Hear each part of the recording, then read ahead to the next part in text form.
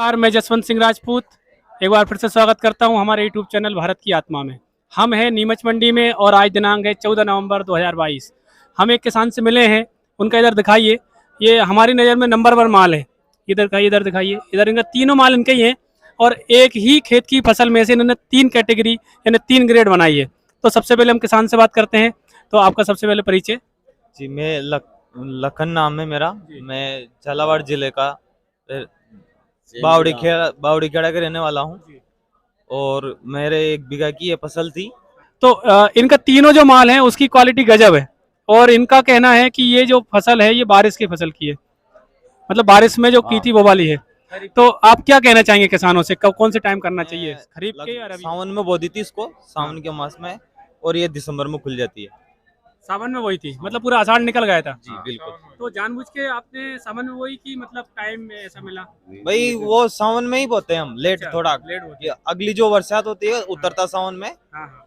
जब पूरे सावन में पानी गिरता है ना, उसमें भी अच्छी नहीं होती है, मर जाती है, फिर पौधे नष्ट होते हैं।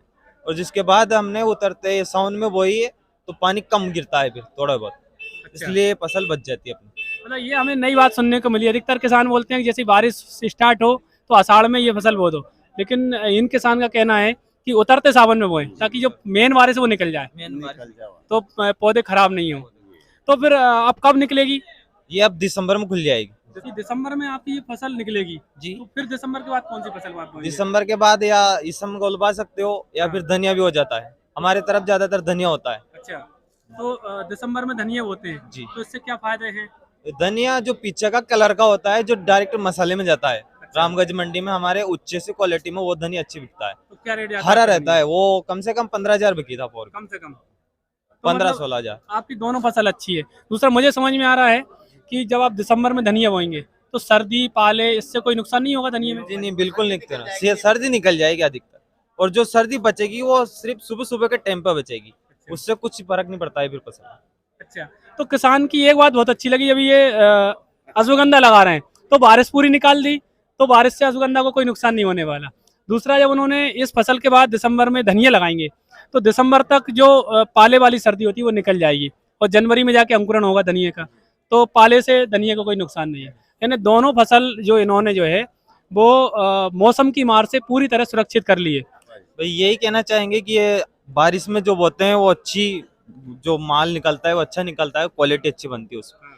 और जो सर्दी में बोते हैं वो गर्मी तक खोलने में आती है ना, तो फूलती कम है, अंदर से जड़ अच्छी नहीं हो बैठती हो उसमें। मतलब पाउडर नहीं बनता से? पाउडर नहीं बनता, पाउडर नहीं बनता। किसान का कहना है कि जब ये सर्दियों की फसल होती है, ये निकलती है, हार्वेस्टिंग जब होती है तब गर्मी का मौसम आ जाता है, इसलिए पाउडर ठीक से नहीं बैठता। तो और क्या सावधानी होनी चाहिए? खेत कैसा होना चाहिए, मिट्टी कैसी होनी चाहिए? भाई खेत एकदम से अच्छा हो, जिसमें पानी ना भरा हो। जो पानी पड़ता है वो बिल्कुल बहकर निकल जाए, खेत में रुकना नहीं चाहिए, ताकि फसल अपनी अच्छी हो।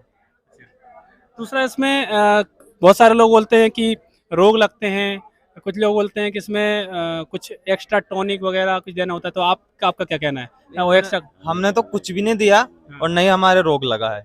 आप बीज कौन सा लेते हैं? बीज मतलब घर का ही है कि कोई विशेष बीज है? नहीं नहीं, घर के था, विशेष तो कुछ नहीं था। अच्छा। आसपास में जो पहले जिसने अश्वगंधा लगाई थी, हाँ। उससे हमने बीज लेकर बोया है। अच्छा। वही बीज फिर इस साल भी अभी जो खेत में खड़ी है फसल, अब हाँ। खोलेंगे उसको, तो वही वो भी बीज था। ऐसी सेम है, अच्छी फसल सेम है, 80 है।